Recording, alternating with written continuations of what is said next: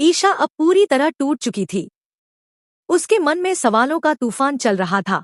आखिर दुश्मन कौन है? यही सोचकर उसका दिल भारी हो जाता और आंखों में आंसू भर आते। वह चुप चुप रहने लगी थी, किसी से ठीक से बात भी नहीं करती थी। उसे समझ नहीं आ रहा था कि किस पर भरोसा करे और किससे दूरी बनाए। सूरज यह सब देख रहा था। भले ही वह ब्रह्मचारी जीवन का पालन करता था, लेकिन ईशा के दर्द को वह गहराई से महसूस करता था। उसे लगा कि अगर ईशा ऐसे ही दुख में डूबी रही तो वह अंदर से पूरी तरह टूट जाएगी। इसलिए उसने तय किया कि वह उसे कुछ पल के लिए उसके दुख और तनाव से दूर ले जाएगा। उसी दिन वैलेंटाइन डे था। सूरज ने सोचा कि इस मौके पर ईशा को थोड़ी खुशी दी जाए, ताकि वह अपने दर्द को कुछ देर के लिए भूल सके। उसने बड़े सम्मान और स्नेह से ईशा को समझाया कि जीवन में चाहे कितनी भी मुश्किलें आएं, इंसान को अपने मन को मजबूत रखना चाहिए। दोनों ने एक दूसरे को शुभकामनाएं दी। उनके बीच कोई शारीरिक स्पर्श नहीं था, लेकिन एक गहरा भावनात्मक जुड़ाव साफ दिखाई देता था।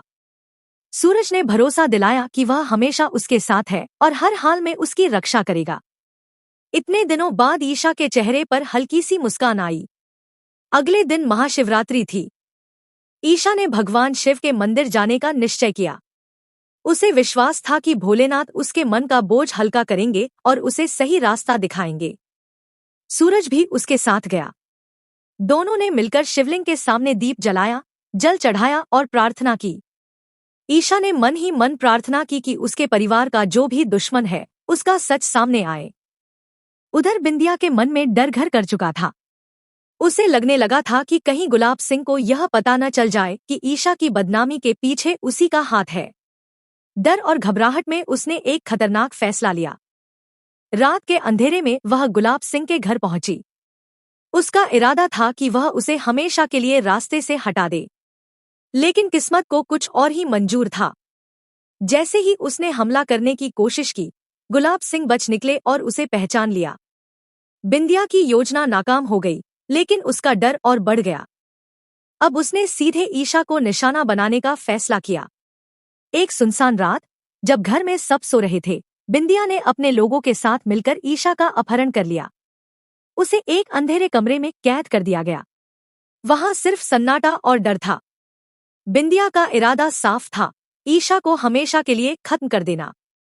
इधर एक और सच्चाई सामने आने को तैयार थी।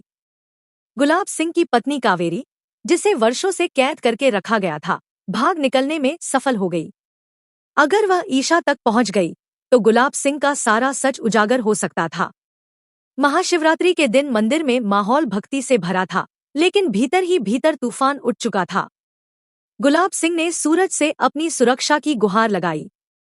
सूरज ने कर्तव्य समझकर उसका साथ देने की कसम खा ली, बिना यह जाने कि वह फिर एक जाल में फंस रहा है। उसी मंदिर में कावेरी भी पहुंच चुकी थी।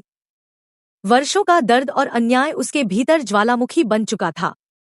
उसने त्रिशूल उठाया और गुलाब सिंह की ओर बढ़ी। तभी सूरज ने खतरा समझकर चेतावनी में गोली चला दी। मंदिर में अफरातफरी मच गई। कावेरी बच निकली। उधर बंटी ईशा को कैद से आजाद कराकर मंदिर लेकर आ रहा था। जैसे ही ईशा मंदिर पहुंची, हालात और उलझ गए। गुलाब सिंह का चेहरा पीला पड़ गया। अगर इसी वक्त कावेरी और ईशा आमने सामने आ गई, तो उसका सारा षड्यंत्र उजागर हो जाएगा। अब सवाल यह है, क्या सच सामने आएगा? क्या सूरज को असली दुश्मन का पता चलेगा? और क्या ईशा अपनी मां से मिल पाएगी? अगर आप जानना चाहते हैं कि अगला वार कौन करेगा, सच सबसे पहले किसे पता चलेगा और किसका खेल हमेशा के लिए खत्म होगा, तो अभी वीडियो को लाइक करें, चैनल को सब्सक्राइब करें और कमेंट में लिखें, सच सामने आना चाहिए, क्योंकि आने वाला ट्विस्ट आपकी सोच हिला देगा।